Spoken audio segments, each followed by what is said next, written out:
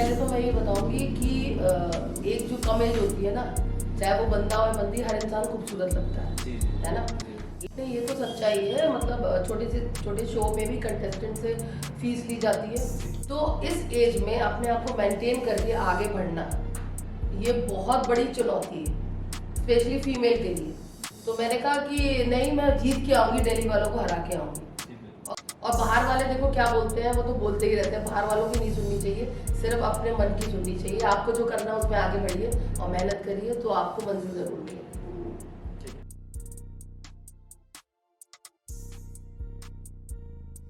तो आपका स्वागत है हमारे शो माइक चेक में। तो माइक चेक का इंटरव्यू सेशन है जिसमें कि बहुत सारे आर्टिस्ट और बहुत सारे लोग हमसे मिलने वाले और हमसे बहुत सारी बातें करने वाले हैं। पर अभी आज जो हमारे साथ है वो है हेमा बेजल मैम, जो कि आगरा से हैं और ये मॉडलिंग में काफ़ी कुछ बहुत सारे इनके टाइटल आ चुके हैं। सो हम वेलकम करेंगे। Welcome ma'am. Thank you so much. तो मैम, आप सबसे पहले तो मुझे ये बताइए कि आपके टाइटल्स कौन कौन से हैं और क्या क्या। एक्चुअली वैसे तो बहुत सारे टाइटल हैं, मुझे याद भी नहीं है, बट जो बड़े टाइटल हैं वो 4 हैं। एक Mrs universe Taj, Mrs India globe और Mrs Agra and Mrs Delhi NCR, ये 4 बड़े टाइटल। तो इट्स माई प्लेजर मैम कि हम लोग आपके साथ बैठे हैं, इंटरव्यू कर रहे हैं एंड यहाँ आने के लिए, अपना टाइम देने के लिए बहुत बहुत धन्यवाद। तो सबसे पहले हम स्टार्ट करेंगे ये सब चीज़ों से कि हमारा जो यूथ है वो मॉडलिंग की तरफ बहुत अट्रैक्ट हो रहा है और बहुत सारे बच्चे ऐसे हैं, बहुत सारे लोग ऐसे हैं जो कि मॉडलिंग में अपना कैरियर बनाना चाहते हैं। तो उनके लिए कैसे कैसे अपॉर्चुनिटीज़ निकल सकती हैं, और अगर वो स्टार्टिंग फेज में है कि अगर वो मॉडलिंग करना स्टार्ट कर रहे हैं तो फिर वो किन किन चीज़ों में ज़्यादा एफर्ट करें या फिर किन किन जगह जाके कॉम्पिटिट करें। देखिए, जब मैंने स्टार्टिंग करी थी ना, तब इतना आगरा में था नहीं। अब तो बहुत ज़्यादा अपॉर्चुनिटीज़ हैं सबके लिए। तो पहले आप स्टार्टिंग अपने रैंप वॉक ऐसे कर सकते हैं। मेन ये है कि आप अपने लुक, आप अपनी बॉडी, इन चीज़ों पे ध्यान दीजिए। अगर आप मॉडलिंग लाइन से हैं, नेचुरल है पूरा, आपका पर्सनैलिटी इसमें जाता है। और किसी भी चीज़ को अगर सिंसियरिटी के साथ किया जाए तो वो आगे आप जाओगे और बढ़ोगे, नेचुरल सी बात है। Thank you.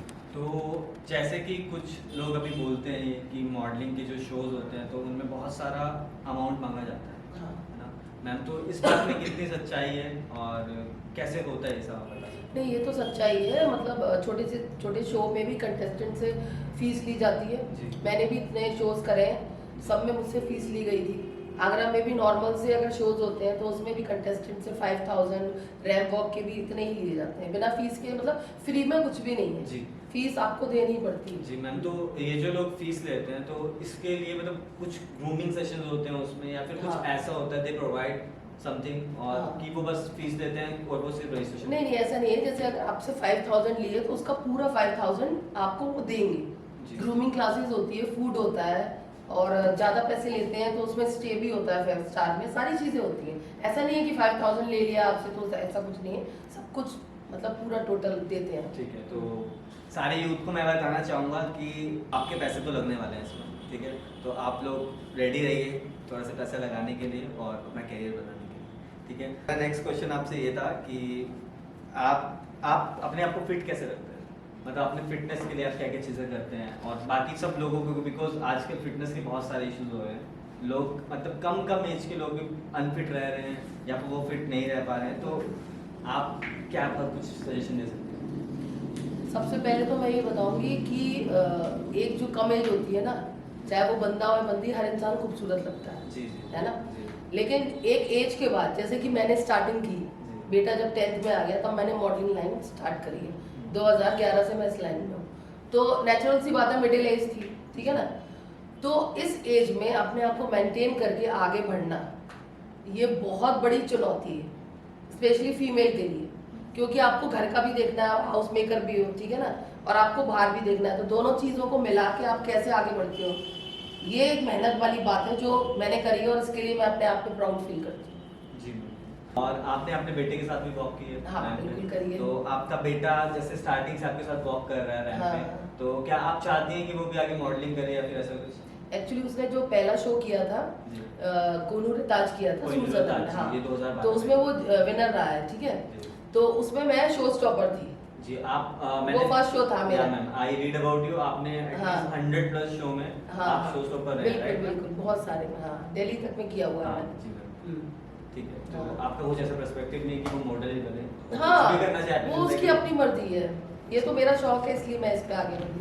जी ठीक है मैम, तो जैसे कि आपका फर्स्ट टाइटल था मिसेस दिल्ली एनसीआर, तो उसके बारे में बताइए कि आपने कैसे पार्टिसिपेट किया और आपको कहाँ से पता चला उसके बारे में, because that was your first, वो आपका पहला था। हाँ। तो पहला एक्सपीरियंस सबके लिए बहुत ही खास हाँ, रहता है ना? बिल्कुल, बिल्कुल। तो उस एक्सपीरियंस के बारे में जानना चाहूँगा थोड़ा सा। सच बताऊं, बहुत हंसी आएगी आप सब लोगों को सुन के।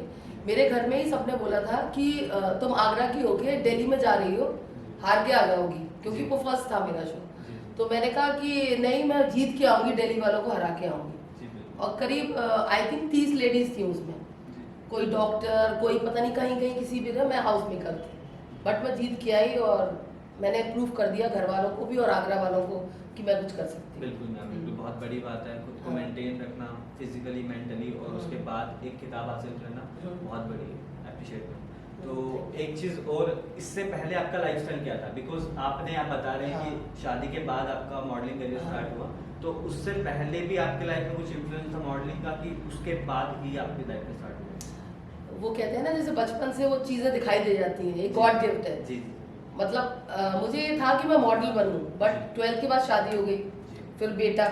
तो जब सारी जिम्मेदारियां पूरी हो गई तो मैंने शौक को आगे बढ़ाया। ओके हाँ।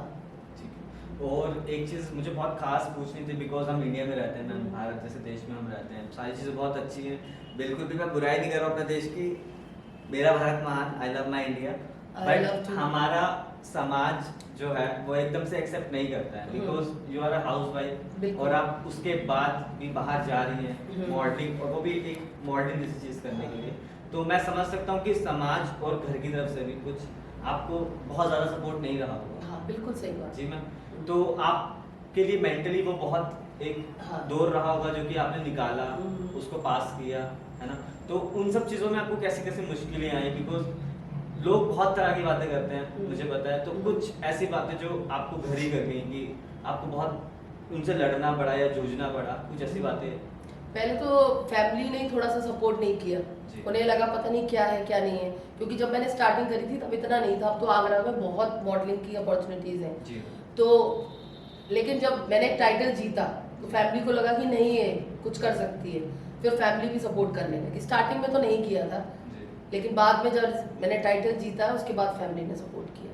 और बाहर वाले देखो क्या बोलते हैं, वो तो बोलते ही रहते हैं, बाहर वालों की नहीं सुननी चाहिए, सिर्फ अपने मन की सुननी चाहिए। आपको जो करना है उसमें आगे बढ़िए और मेहनत करिए, तो आपको मंजिल जरूर मिलेगी। ठीक है, तो मैम जैसे कि आप मॉडलिंग करते हैं तो आपके लिए फिट रहना कंपलसरी है और उनको फिट रहना ही पड़ता है ना? तो आप फिट रहने के लिए क्या आपने कभी स्टेरॉइड्स या फिर इस टाइप की चीज़ें यूज़ करी? नहीं, स्टार्टिंग बिल्कुल में नहीं। या फिर बाद में भी? अगर मैंने करी होती तो अभी जो मेरा 10 किलो वेट बढ़ गया है, थोड़ा फिजिकल प्रॉब्लम की वजह से, ऐसा नहीं होता। और फेस पे भी मैंने बोटॉक्स पता नहीं क्या क्या करा लिया होता, पर ऐसा कुछ नहीं है। मैं सिर्फ मेकअप करती हूँ, इसके अलावा पूरा नेचुरल है। जी। मैं इन चीज़ों में बिल्कुल बिलीव नहीं करती। तो जैसे कि मैम ने बताया, स्टेरॉइड से दूर रहें, जितने भी हमारे यंगस्टर्स हैं, सर्जरी, और- बोटॉक्स स्पेशली। जी स्पेशली ये सब चीज़ें। और मैम इससे ही आगे मैं यही पूछना चाहूँगा कि किन किन चीज़ों से आप बताना चाहेंगे कि मॉडलिंग में जो भी बच्चे हैं वो बचें, ये सब चीज़ों से दूर रहें, या वो सब चीज़ें ना करें, या फिर कुछ जगहें ऐसी जी कि वहाँ पे ना जाएं, उन लोगों के साथ कम्युनिकेट ना करें, कोई इवेंट्स ऐसे या फिर कुछ लोग ऐसे जो कि फेक काम कर रहे हैं, बिल्कुल, है ना? बिल्कुल। तो आप थोड़ा बता सकते हैं तो बहुत हेल्प मैं स्पेशली फीमेल्स और लड़कियों को ये बताना चाहूँगी कि जब वो इस लाइन में जाए, अगर वो आउट ऑफ आगरा जा रही हैं तो अपने फैमिली के किसी एक मेंबर को ज़रूर लेके जाएं। क्योंकि जैसे मैंने भोपाल, दिल्ली काम किया है, तो मेरे साथ मेरा बेटा होता था या मेरा भाई होता था, मैं कभी अकेले नहीं गई। क्योंकि आप किसी पे आज की डेट में ट्रस्ट नहीं कर सकते, स्पेशली इस लाइन में। ऐसा नहीं है कि लाइन गंदी है, लेकिन कुछ कहते हैं ना, कुछ लोगों की वजह से इस लाइन को गंदा बनाया हुआ है। तो हमें उन लोगों से बच के और इस लाइन में आगे बढ़ना है। और आपके साथ अगर फैमिली का कोई होगा तो आपको कोई गलत यूज नहीं कर सकता। लेकिन अगर आप अकेले होगे तो हो सकता है आपको कोई गलत यूज कर ले, स्पेशली फीमेल्स के लिए मैं बोल रही हूँ। जी। तो जैसा कि मैम ने बताया कि आपको किसी भी फैमिली मेम्बर या फिर किसी भी दोस्त या फिर किसी भी खास को जिस पे आप ट्रस्ट कर सकें, उसको साथ में ले जाएं, ताकि आप होने वाली बहुत सारी गलत चीज़ों से बच पाएँ। ठीक है, तो मैम कुछ बेसिक क्वेश्चन थे, बिकॉज ये क्वेश्चन मेरे नहीं है, सिर्फ काफ़ी सारे लोगों ने हमसे पुट आउट किए काफ़ी क्वेश्चन, जैसे हमने आउट किया कि आप आने वाले हैं, तो उसके रिगार्डिंग काफ़ी सारे लोगों ने क्वेश्चंस किए, तो मैं आपको एक क्वेश्चन पूछूंगा। तो एक क्वेश्चन था उसमें से जो कि मुझे बहुत लगा कि हर कोई अफोर्ड नहीं कर सकता सीखना कोई भी चीज़, है ना। लाइक हमें कोई ग्रूमिंग क्लासेस करनी है तो उसके लिए भी हमें पे करना पड़ता है ना। तो उसके लिए कुछ ऐसे तरीके हैं कि आप घर पे रह के ग्रूमिंग कर सकें अपनी, या फिर कुछ चीज़ें सीख सकें। बिकॉज आई थॉट मॉडलिंग सिर्फ इस बेसिस पे नहीं कि आप खूबसूरत दिख रहे हैं, नहीं है ना।